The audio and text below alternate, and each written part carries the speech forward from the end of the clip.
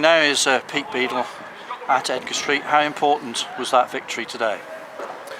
It was massive. It was, in a way, a bit more important than Thursday's one after Thursday's result, because obviously it's always the game after. And Old Church have been very clever today by having their game called off to give their players a bit of a rest, and know that Long Eaton have got to travel on a Thursday now or a Wednesday, in an evening game, and it's a long distance to travel, and so they've been very clever.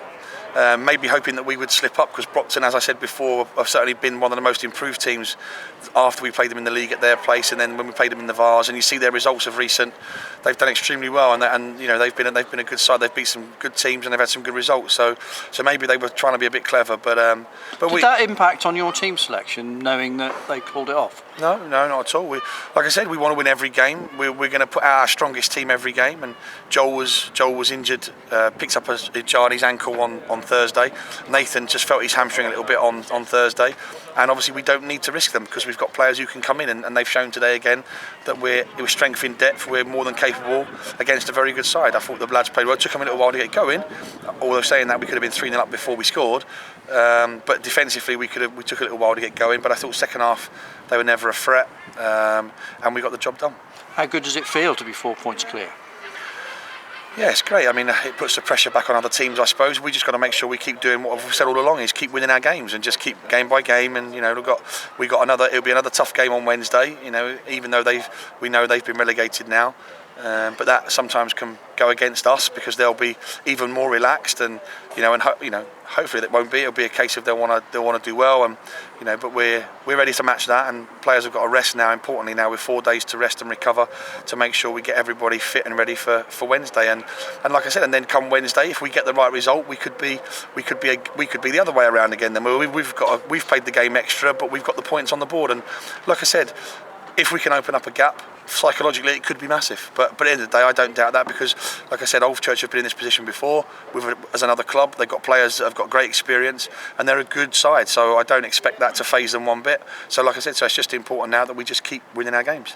Going back to today's game, I thought Sadiq Grant, great pace, but what more can he bring to this Hereford side? Goals would be nice, because he's had enough chances again today. So I spoke to Mark this morning actually, and said to him, do me a favour, can you get them two to do some finishing practice this week or something?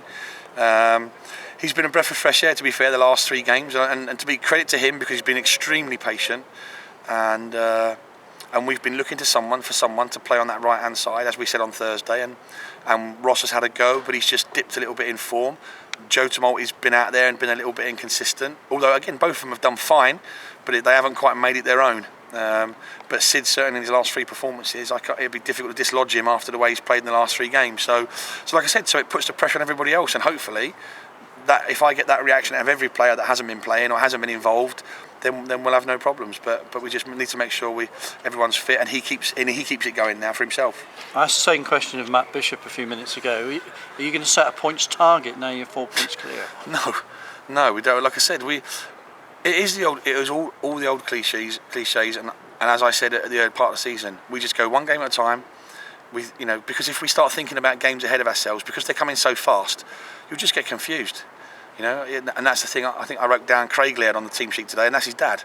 Yes. So exactly. So it's like this, and that's just with just thinking about this game. So there's so many games coming up that we just got to go game by game, and we can't think ahead, because, like I said, we don't know what's going to happen in them games. We don't know if we're going to pick up any injuries. We don't know if we're going to not win the game, or however it pans out. So there's no target. It's just win every game as we go along, and we'll focus now on Continental Star next Wednesday, and we'll go there and firstly perform, hopefully, and then hopefully that will take care of the result. But whatever happens now, there's no targets, and it's just game by game as it's been all season. I was taken by surprise by the crowd size in excess of 3,000. I mean, it's mind blowing sometimes.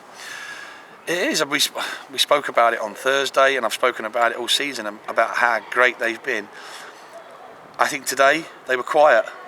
And maybe they're feeling a bit edgy, because we are getting to the business end of the season, and we have only got 6 games to go now, and we find ourselves with a 4-point lead, top of the table with 6 points to go. But we need them. We need them more than ever now. We need them to be as loud as ever now. In these next 5-6 games we've got coming up, we need them to get behind the team as they have done all season. And for the first time this year, I took a bit of stick from a member of the crowd.